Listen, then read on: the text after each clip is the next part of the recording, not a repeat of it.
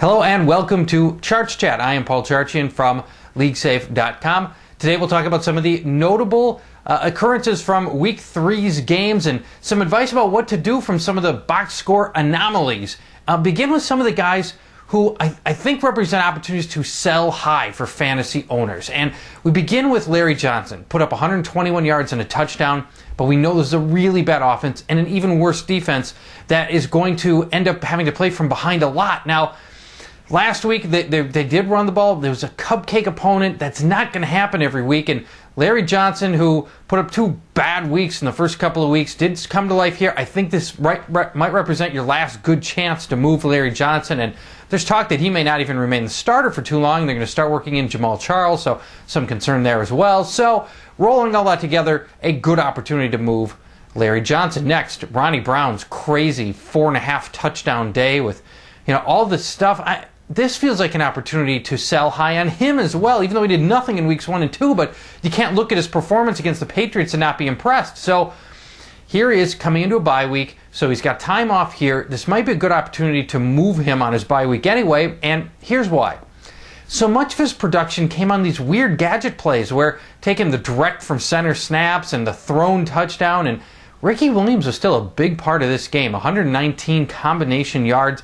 I'm not totally convinced that this is going to be all Ronnie Brown all the time here on out, and for that reason, I just feels like a good chance to move Ronnie Brown for a player that maybe isn't going to be sharing time and isn't on a team that's got the offensive inadequacies that Miami's got.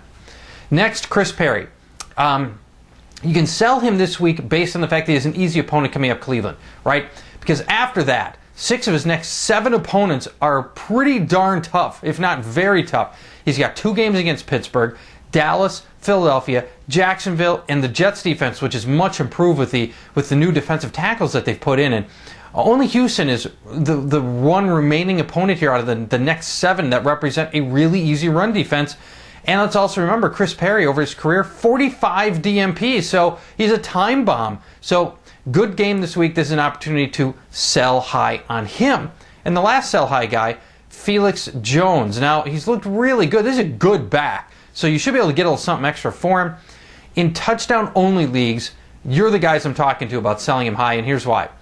He's certainly earned the opportunity for more playing time, but what we know is that Marion Barber's the guy near the stripe, and he's going to have to score his touchdowns from a long way out. And those things just don't happen that often. And even very good backs, like Willie Parker last year went the whole season without really getting long touchdowns. When you're not the goal line guy, it's going to be really inconsistent touchdown production. That's just the way it is, even if you're really good. So Jones has gotten his touchdowns. I think he's fooling a lot of fantasy owners into thinking that he might be a double-digit touchdown scorer this year. I don't see it happening. We know the guy near the stripe isn't him, so a good opportunity to move on him. Now, some guys that you might want to think about getting rid of. And one other sell high guy, Ben Roethlisberger.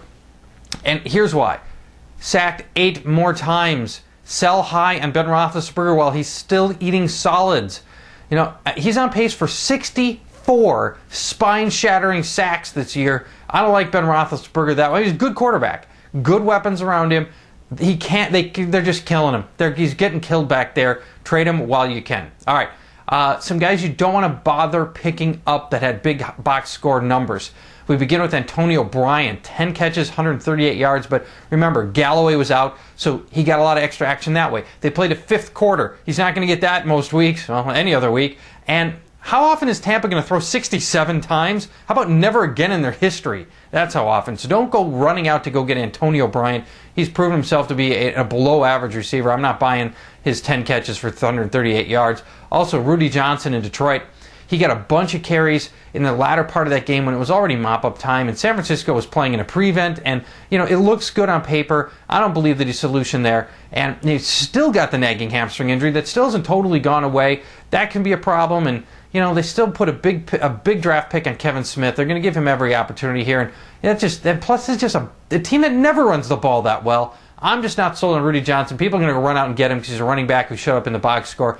I'm not a believer. All right, so a lot of data here as we break down some of the big box score anomalies from Week 3. Thank you for watching Charch Chat.